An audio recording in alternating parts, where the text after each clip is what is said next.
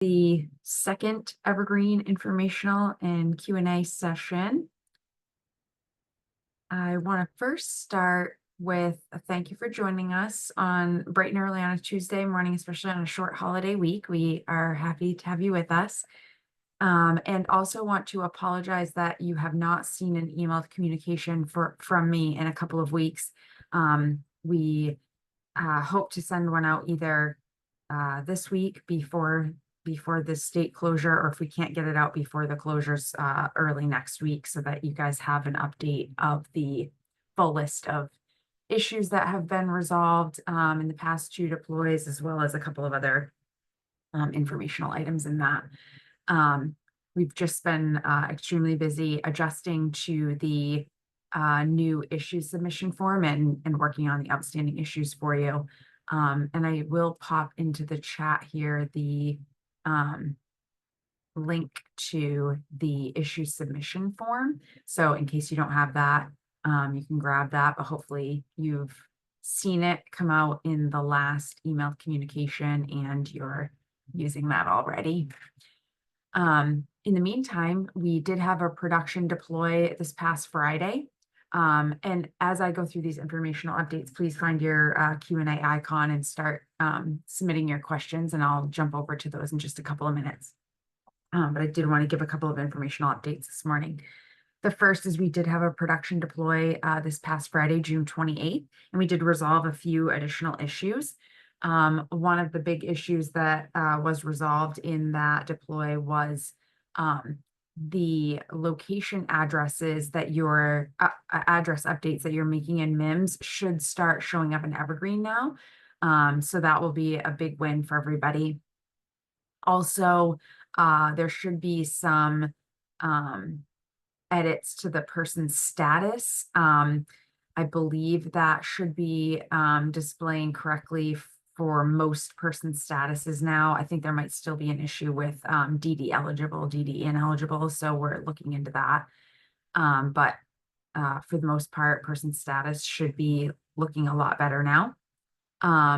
We also, the community case manager and care coordinator roles should now be able to add goals under the My Goals section of the PCPO without getting any errors. I think there were some scenarios in which goals weren't being able to be added in the My Goals section still, but that should be resolved now.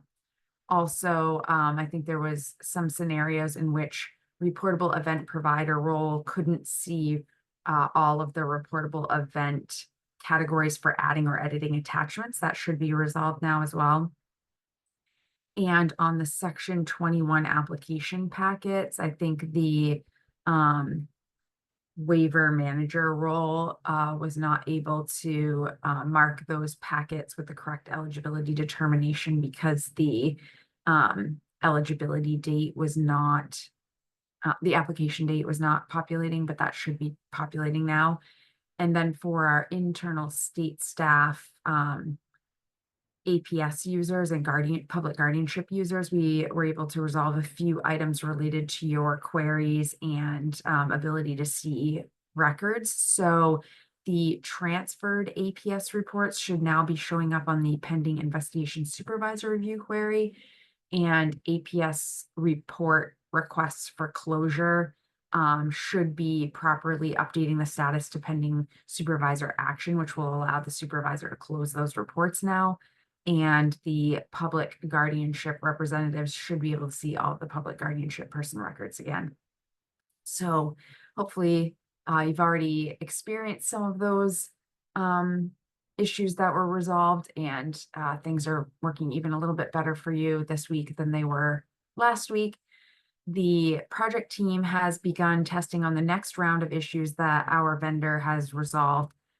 Any issues that pass testing will go into production on July 12th. A few of the items that we are going to be testing on this week and hope to deploy on the 12th again.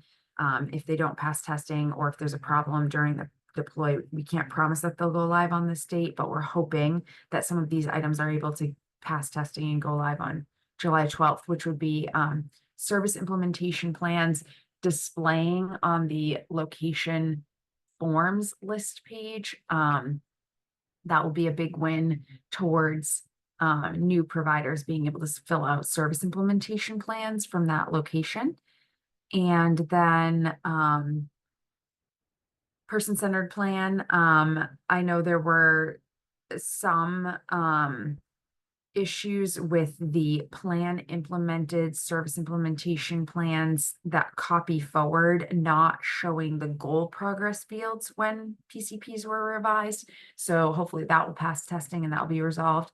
And then I know there were still some revised annual PCPs that when you tried to open them, they were showing up as blank. So hopefully we'll be able to resolve that.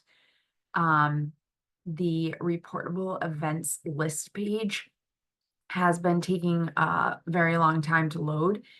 So FEI has put a fix into our test environment that hopefully will make that list page load a lot faster.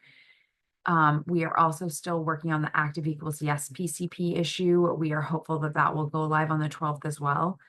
And then for our resource coordinator, care monitor, CRT team, KEPRO, there were a couple of fields that come back from MIMS related to PAs that error and having the error code and description from the MIMS file.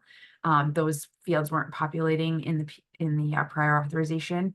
FEI has put a fix in place into our test environment, so hopefully that will pass testing and you'll be able to see those on the UI in production after July 12th. And then there are a couple of other internal items, lower priority items that are being retested as well.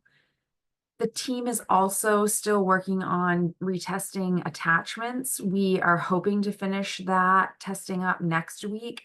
Any of the issues that we've tracked to date are being submitted up or have been submitted up to FEI for resolution. So hopefully we'll be able to get some or most of the attachments issues resolved by the end of July. They probably won't make it into the deploy for the 12th because FEI is just starting to work on those now, but hopefully they'll make it into our round of testing on the 15th and they'll be able to get deployed out there on July 26th. A couple of other informational items that I wanted to share with everybody on this call this morning before I jump over to the Q&A. If you are a community case manager or a BI care coordinator and you have a person who is classified on a waiver 18, 21, 29, and you are creating a person-centered plan of that program type, so a section 18 PCP, a section 21 PCP, or section 29 PCP, you must add at least one waiver service to that PCP before you set that to complete so that you receive the case manager attestation statement and you can check that before you set the plan to complete. If you don't do that, it will allow you to complete the plan without the waiver service and the attestation. But then when you try to revise that PCP for a change or an annual, it's not going to be able to give you the case manager attestation. And so when you try to set that plan to complete, you are not going to be able to complete that plan. So it is pertinent that you add at least one waiver service to a waiver PCP.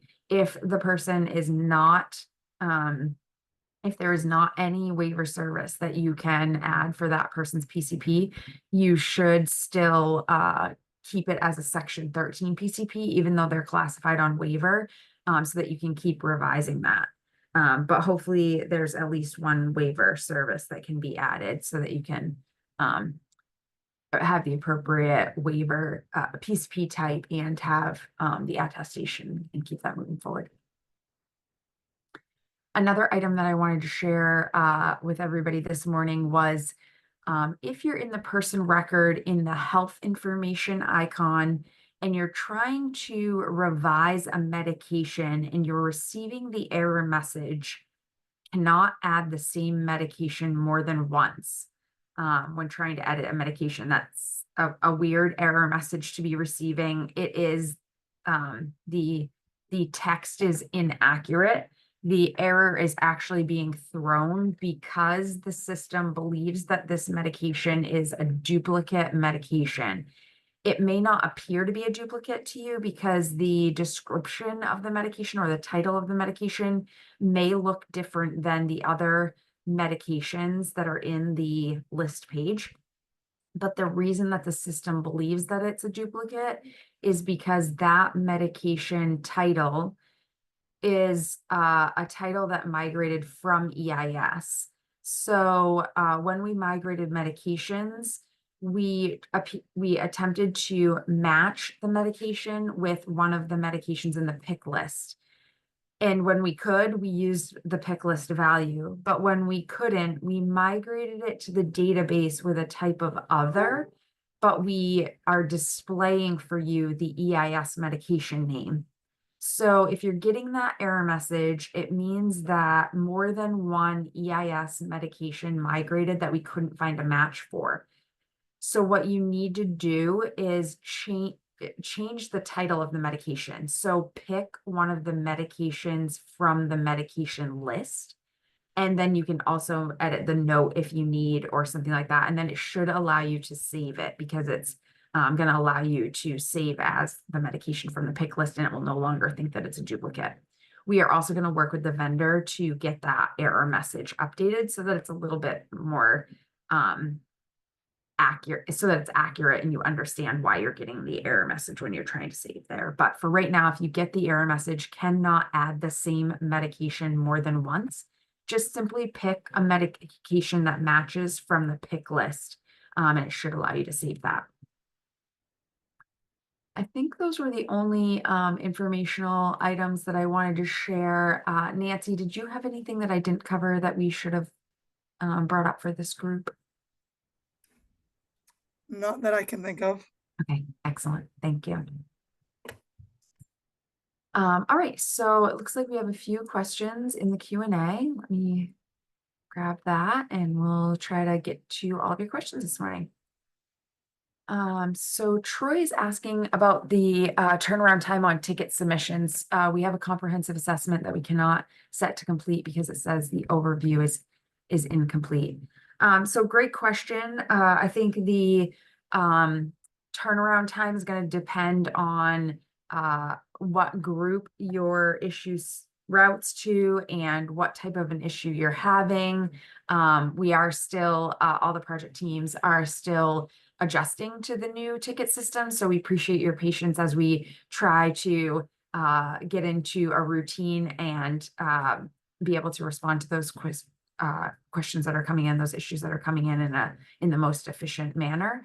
But if you submitted a question, it should have routed to the correct team.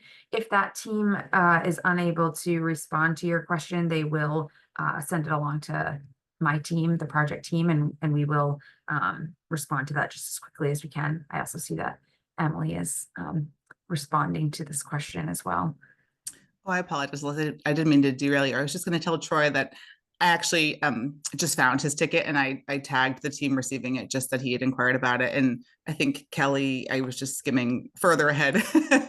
Again, I saw another person in the Q&A, I think it was Kelly, inquiring. And again, like Leslie said, averages are hard in these early days and things vary. But yes, I'll make sure that folks who ask about their ticket in the Q&A that I tag the team that received it, that you've inquired about it and are hoping for the response ASAP. Thank you, Emily. So the next question is, why do some of our persons or consumers disappear from the prior authorization report? Their PAs are current, but they no longer show up. Interesting. I was not aware that that was happening. If they still have an active PA, they should not be disappearing from that report unless you are no longer serving them. So maybe your assignment to that person record has ended for some reason, Verna. So definitely if you think you should be seeing a prior authorization on your PA utilization report and you're not seeing it, please submit an issue through the issue submission form and we'll take a look into that for you. But it should show up as long as you are still actively, your your location is still actively assigned to that person record. Next question is, can you clarify what the role of the support telephone number will be? Any calls made by anyone at our agency has been a representative making a ticket for our concern or issue with little to no follow-up. With the new ticket system be replacing that support number, or should we continue to file a ticket and call the support number? So I believe when you refer to the support number, you're talking about the FEI support help desk, which is the 800 number that's available inside of Evergreen in the help area. That is the vendor's help desk. That line should be used only for technical support. So again, if the system is down, if you forgot your password and the forgot password link is not working, if you have a new user that received their new user email, and they're struggling to gain access to the system, if the system is extremely slow or not responding correctly, then you should be using that 800 number. That is the vendor's responsibility, is to keep the application online, keep the application functioning properly, and assist our users who are struggling to gain access to the system because their account is locked or things like that. Their support staff doesn't know our business process or the intricacies of all of our different forms, so they're not well equipped to respond to other questions. So the issue submission form, the new ticketing issue submission form, should be used for all of those types of questions. So business process related, if you're waiting on something, like a prior authorization, if you're struggling to get a PCP into the right status, those kind of things should come to the issue submission form so that our team, the ODS team, who knows the forms and the processes, can be responding to those questions for you. At some point in the future, once all of our users are using the system and understanding it much better, we may end up getting rid of the issue submission form. This would probably be many months down the road, maybe even a year from now, but we may end up getting rid of the issue submission form and having all calls go to that help desk. But for right now, it should just be truly technical issues. The application itself will not allow you to log in. You know, you're getting like weird 400 or 500 errors. The system is so slow that you can't navigate through it, that kind of thing. A couple of questions in this one. Are prior service implementation plans going to be transferred over? We have many that aren't there at all. So the service implementation plans were migrated, and they should have migrated to the appropriate person-centered plan under the service implementation tab of that PCP. If they could not be matched up with that PCP because they were not inside of a process in EIS. So as you know, in EIS, we had the person-centered planning process. And so if you had created your process and or your case manager had created the process and the PCP and the service implementation plans were inside of that process, then they should have migrated over to Evergreen together and they're all in that PCP. If they were created outside of the process, then there was no way for FEI to know which PCP those service implementation plans went with, because they didn't have a database ID that connected them to a PCP. So we have migrated those service implementation plans as attachments against the person record. The problem is that we still haven't resolved the attachments issues, so you can't see the person record attachments yet. But once we've resolved those issues, you will be able to see those service implementation plans as PDFs against the person record. The second question here was 2022 information got ported over into the 2023 plan for a member. This makes it look like we never updated the plan in 2023. I was trying to go into EIS and find the correct information, but I can't get in. Another coworker was having the same problem. Who should we talk to about getting into EIS? So again, the data, and I'm not sure if you're talking about service implementation plan data or you're talking about prior authorization data, but it could be either or. The data migrated against the person-centered plan based on some migration business rules, and it was tied to the process wizard. So if the SIP was tied to the process, and a new process wasn't started for the next year, if it was always under the same process, then 2022 and 2023 data may have gotten mixed together into a single PCP. From a prior authorization perspective, we had to give some business rules, and some that may have the same situation may have occurred. So if there wasn't an active 2023 authorization, then the vendor would look to see if there was an active PA at all. And if that PA had 2022 dates, then they may have migrated that. So it was a struggle to migrate the data. We did the best that we could, but there are circumstances where you may be seeing 2022 PA and or service implementation data against a 2023 plan. When you revise that plan, you should clean that up. But like you suggested, Chris, if you log into EIS, you should be able to see how the data was arranged or configured in there. If you had an EIS login, then you should be able to log into EIS. If you're not being able to log into EIS because you've forgotten your password and you need that reset, or your password has expired for some reason and you need that reset, you can submit an email through the submission form, or submit an issue through the ticket submission form under the category of, I think it's accounts, assignments, new users, whatever that category is. That will come to our team and just describe in there that you need your EIS password reset. If you did not have an EIS account, we cannot create one for you. We can only reset the passwords on accounts that existed prior to the deploy.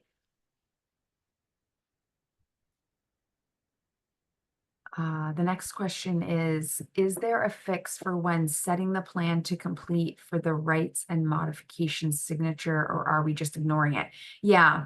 So for right now, please just ignore. So once you set a PCP to complete, the completion requirements may appear as unmet again, and it's because they are, the PCP has opened up the rights, supports, and modifications signatures section for completion.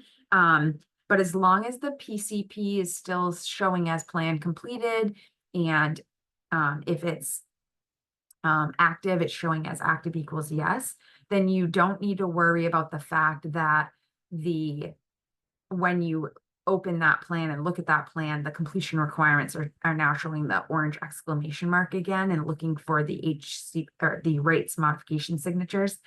Just ignore that for now. At some point in the future, we will start using the HCBS rights modification addendum form inside of Evergreen, and so it will integrate with the PCP again properly, and then you will want to capture signatures in that section.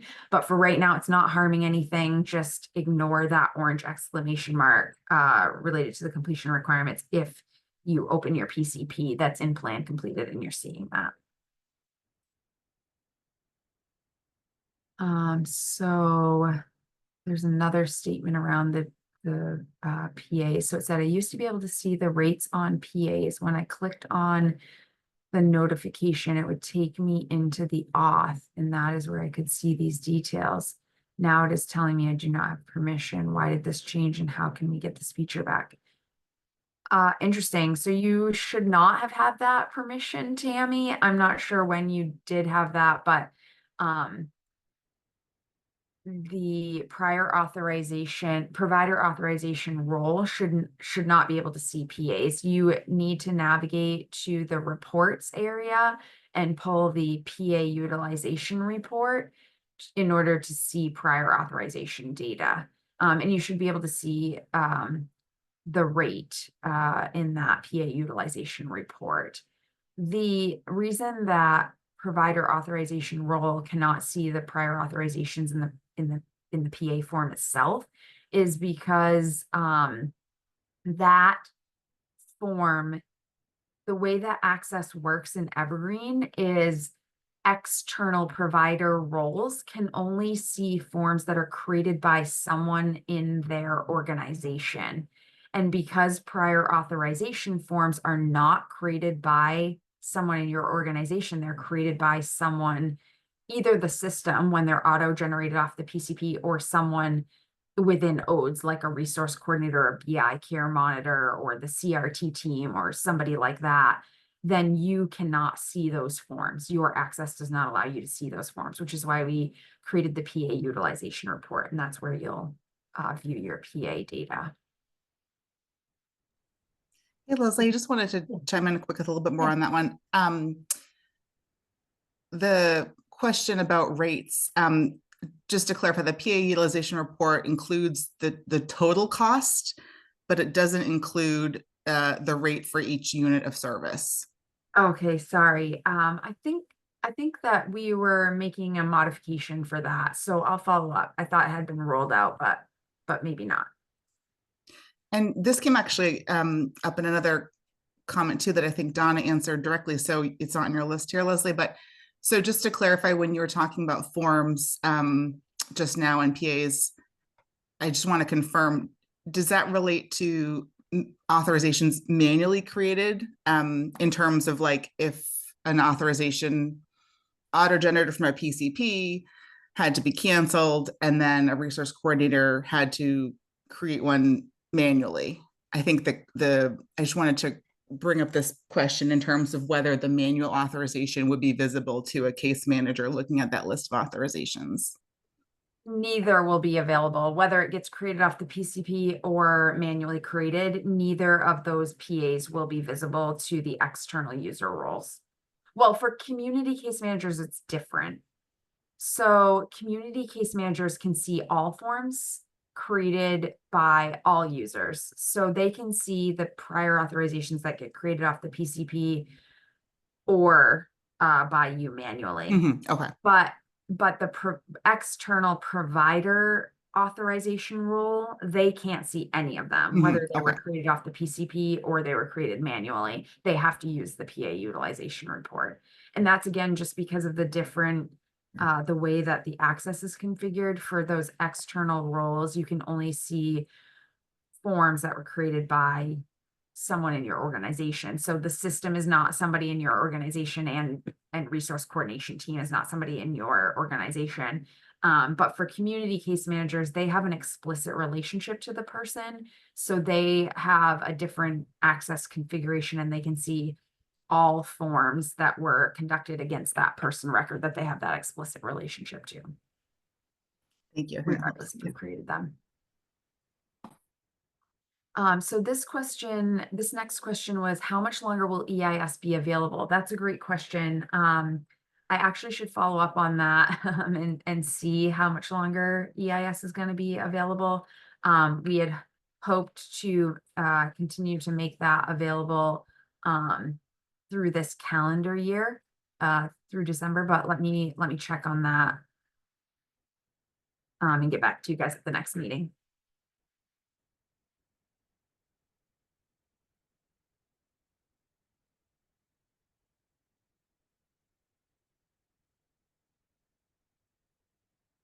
The next question is, in my profile under locations, I am seeing 4,625 service locations. Many of the addresses are listed multiple times, more than 10 each. I sent this info to Evergreen email weeks ago and was told someone was looking at it. Nothing has changed. Yeah, apologies for that, Phil. We were trying to resolve an issue related to location assignments and migrated location assignments for staff. And upon trying to resolve that, we have made your login list worse. So we have resubmitted for that to be fixed, but it is taking a little bit of time for our vendor to get that resolved, but it is still in the queue, and they are going to work to get that resolved back to the way that it was after deploy, so that you're not seeing all those duplicates and all those additional locations in your login list. Yeah, thanks, Tammy. I'm sorry about that. I think we're working to get the rate added to the PA utilization report. So hopefully that report will get refreshed in the near future, and you'll be able to see the rate on there. It does confuse me though, Timmy's statement about it, not thinking the PA utilization report shows whether the authorization fed successfully to MIMS though, Leslie, because I believe I have the same report as providers in terms You of the do. parameters. Like I could see every member, Yep. but the parameters, there is a parameter, Tammy, called MIMS outcome. And I believe the options are like accepted, errored, or like null. Because I've heard some providers tell me that they can see an authorization where there hasn't been any outcome yet, right? And that, so again, so that last piece of what you're saying, Tammy, does surprise me that you can't see the MIMS outcome. I'm wondering if Yes. it's null responses as part of your parameters, like if you were to select only to show you accepted or errored or whatnot, then you're seeing what the outcome is. Yeah, you have the exact same report, Emily, so you're absolutely right. The MIMS outcome is on there, should be on there. So Tammy, if you're struggling with that, please feel free to submit a support issue, and we'll try to help you with that. But yeah, there's on the parameters for the report. So like the filter parameters, there is, like Emily said, field called MIMS outcome, and it defaults to all. So it should be including all PAs, but if you're changing that filter for some reason, maybe that's what's causing the problem there. But I was just going to try to run that real quick and see if I could.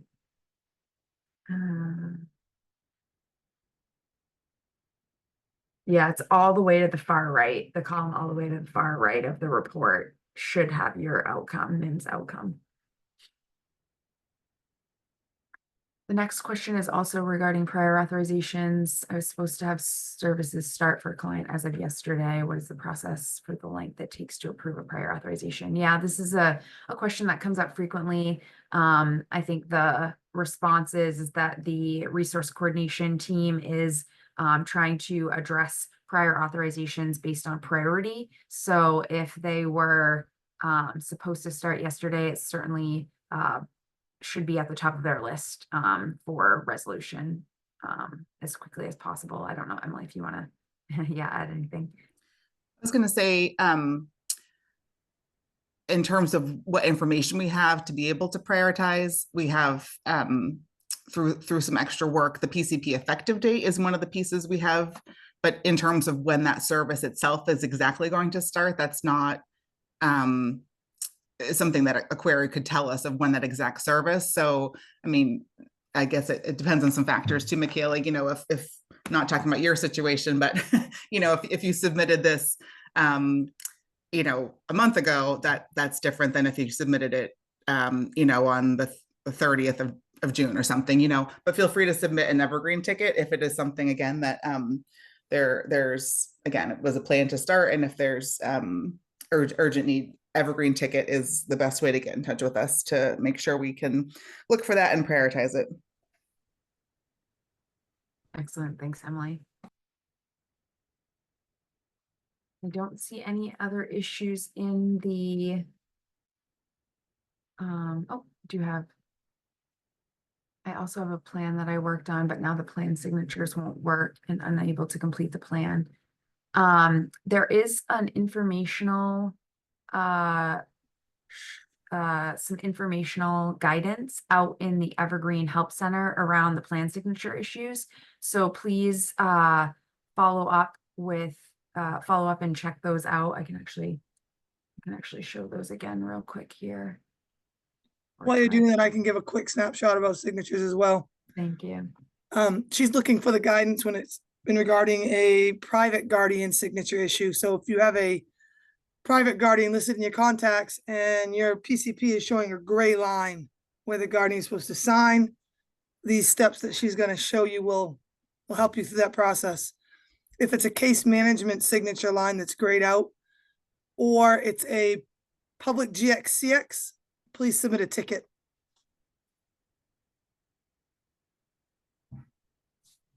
Thanks, Nancy.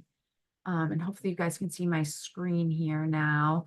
So I'm in Evergreen in the Help Center. So I just went to here into the Help Center. Oops, oops, oops, oops, oops, oops. No, go away, go away, go away. Sorry. I gotta stop sharing. Sorry, guys. Can't get back to my menu. All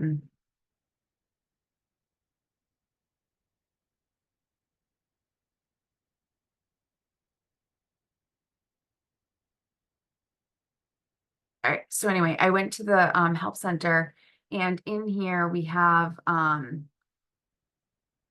different instructions for signatures. So there's this guardian signature one that Nancy was just talking about, which is the one that will help you with the instructions, and you can either view or download it under this ellipses right here. So I'll just do view so that it pops up here for us, but this will give you the instructions on how to remove the private guardian or uncheck the private guardian under the person contact record, and then go and set your plan to complete, and then go back and re-add that private guardian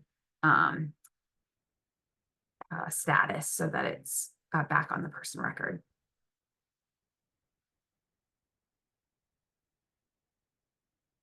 If you use that method though, and I think people just forget, their guardian signature is required if there is a guardian, so you need to attach it somehow. Either use the self box to put the guardian signature in, or attach it, because once it gets back past this spot and we get it to complete for those authorizations, they're looking for signatures. So signatures need to be there somehow. I think sometimes they forget to put them in. Yeah, thank you. Very good point. Okay. The next question is, are we going to be able to change the effective dates on a PCP? There have been many mistakes from it auto generating as a full year. So when you do your annual plan, you should be able to adjust the dates on that PCP. When you're doing change types, it will not allow you to adjust those because it should be the full plan year, even in the middle of the year when you're doing change types. But when you go to do your annual plan, you should be able to adjust the dates on the pop-up modal, the create modal. Leslie, I think she's talking about the fact that it auto populates. I think we have a ticket in.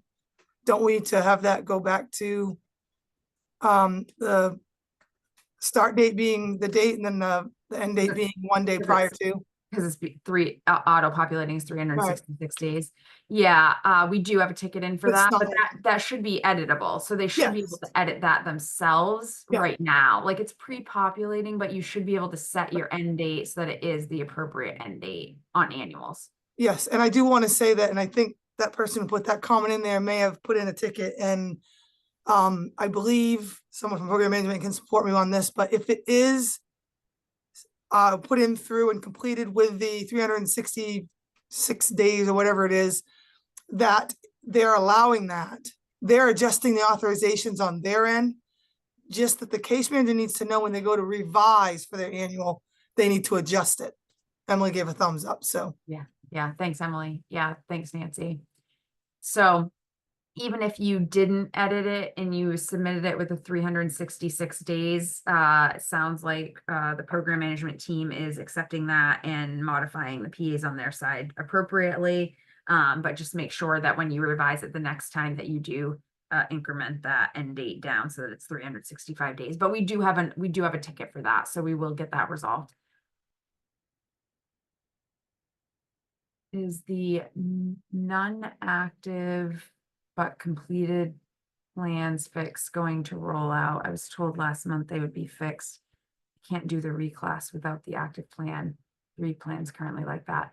So Karen, we did also provide some information about why you might be seeing a person record with no active PCP. That's also available in the help center that I just showed. And it is the document that is titled instructions, person-centered plan, person has no active plans. So I definitely encourage you to go look at that and determine why your person record does not have any active plans. There are several scenarios why that would occur. And there's information about how to get your plan to complete. You may have one of the scenarios where you have a plan that is completed, but you can't set it to complete. You may have it like a very unique scenario. If that's the case. Oh, so it looks like you're giving me some additional information. Plans are complete and active auths. I can jump on if you want. Yeah, thanks. Yep. So any plan that you believe should be active equals yes, and is active equals no. The scenarios that Leslie was telling you about will give you some guidance as to why that is.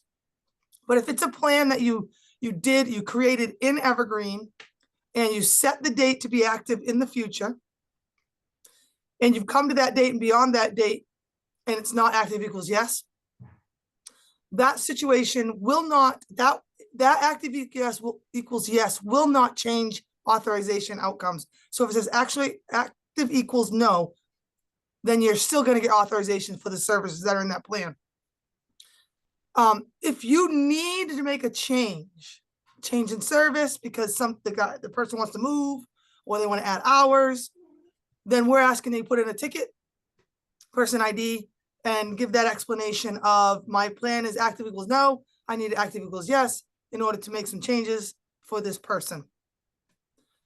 If you have no authorizations and it's been 2 weeks past the effective date, then I would also ask that you send in a ticket so that we can take a look at that. Alexia has her hand up, so she wants to say something as well. But if it's active equals no, and you need to do a 90-day review, we're asking that people do it in their general notes at this point. There will be a fix for this. We're not sure how it's going to come out. We're not sure what it's going to do, but there's a little bit of work that entails making that plan active equals yes, and it creates a lot of duplication. So we only want to do it if we have to. Nancy? Alexi. Yep. Just so that it gets routed to the right subject matter experts, which would be you guys, what topic category should they choose for this ticket? If it's because we're getting some of those tickets and we just want to make sure it gets to you. Oh, yeah. If it's an active equals yes issue and you need to make a change or revise the plan, that should go to the PCP or comp or whoever it sends to the Evergreen team. I don't think it can, Alexi, because of the way that we have the categories in there right now. I think it's going to have to go to you guys and you'll have to forward them to us. Okay, that's fine. Yeah, because I don't think we can, I mean, we can discuss that separately offline together, but I don't think we can separate it out for the end user to put it into the right category, you know, for some of the PCP ones to come to us and some to go to you guys. So I think you'll just have to route those ones forward to us. That's fine. We'll do the comments and send it to you. Thank you. Thank you. And the active equals yes, the outstanding active equals yes issue, I am hopeful that that will be resolved with the 712 deploy. So we'll keep putting the good vibes out there for that to pass testing and go into production.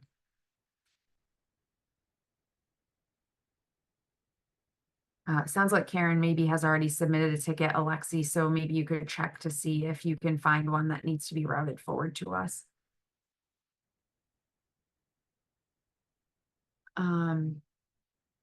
Yeah, so the next question is about whether or not providers will be able to print PCPs.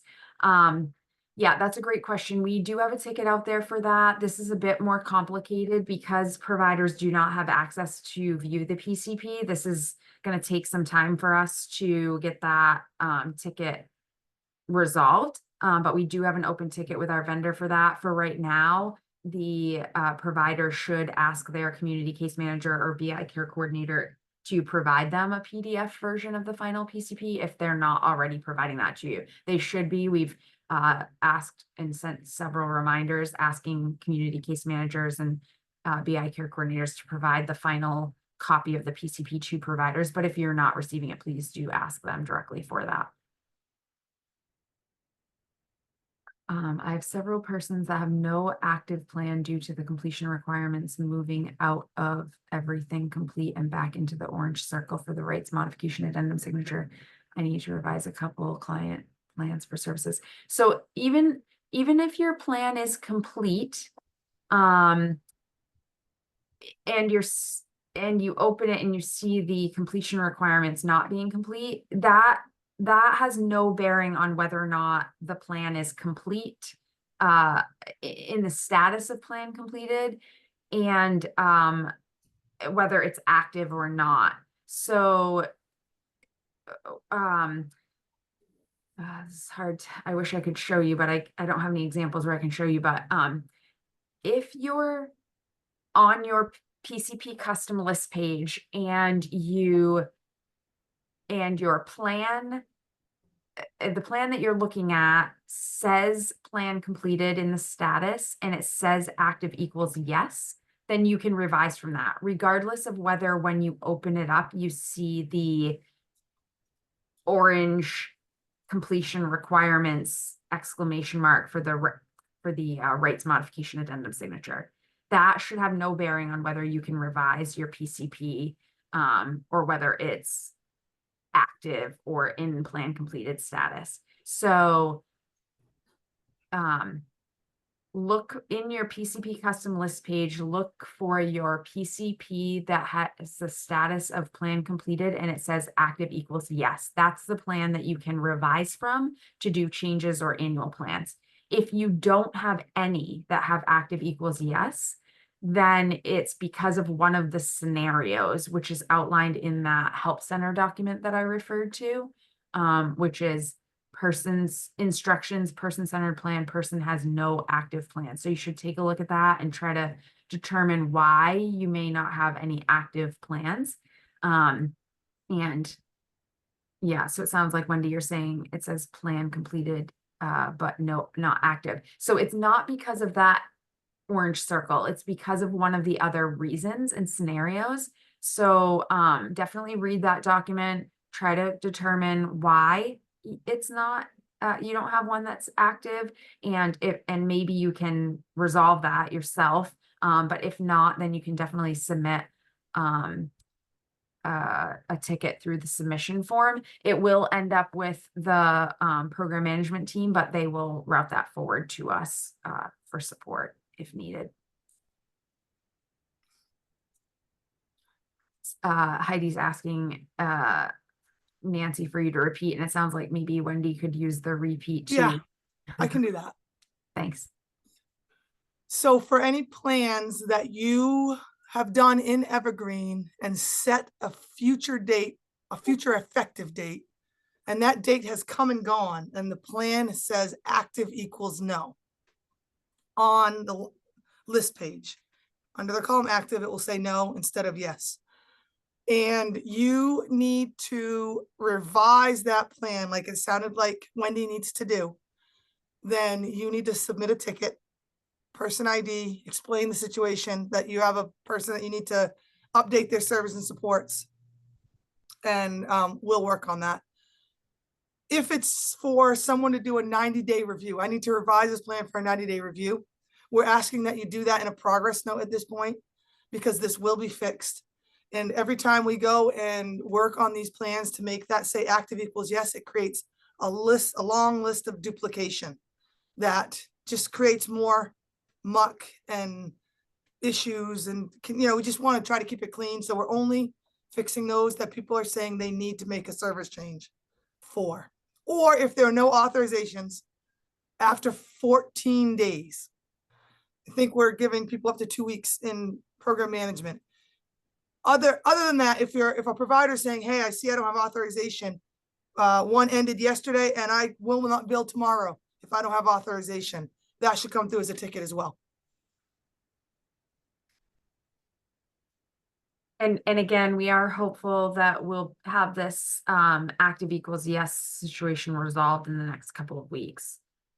So apologies that it's taken so long and that it's creating problems for you, but we will do the best that we can to get that resolved. But in the meantime, if you have a situation like Nancy described, please submit a ticket through the Evergreen issue submission form and we'll help you out there.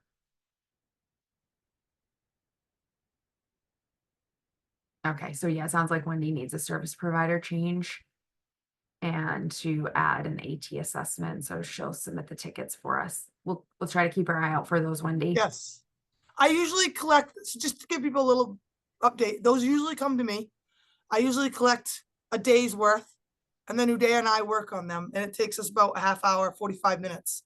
And I always send an email back to the person who sent the ticket saying, this plan is active equals yes now and can be revised. So be looking for that. Thank you, Nancy. All right. It looks like we have answered all the questions in the Q&A. We do have just a few minutes left anyway this morning together. Again, continue to use the Evergreen issue submission form for your issues. Please bear with us as we adjust to the new system, but we are trying to respond to those just as quickly as we can. Our next call together, this call will be on the 16th. So we hope to see you back again on the 16th. We will have another deploy on July 12th. Hopefully some of these additional issues, especially this active equals yes for PCP, will get resolved during that deploy.